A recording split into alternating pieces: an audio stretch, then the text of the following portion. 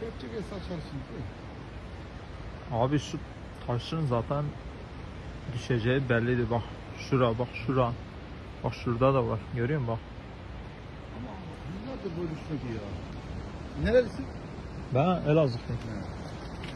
Ben sebze çekiyorum. Her akşam ben bu yoldayım. Ben alıştım artık. Ufak taşlar geliyor ya. Ciddi diyorum ha. Vallahi ben alıştım.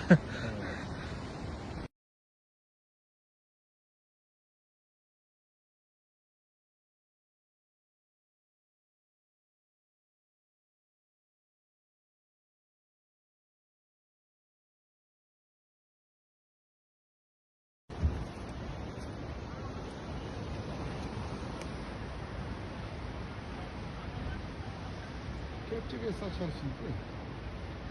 Abi şu taşın zaten düşeceği belliydi. Bak şura, bak şura.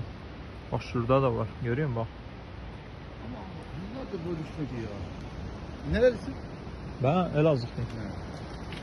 Ben sebze çekiyorum. Her akşam ben bu yoldayım. Ben alıştım artık. Ufak taşlar geliyor ya. Ciddi diyorum ha. Vallahi ben alıştım.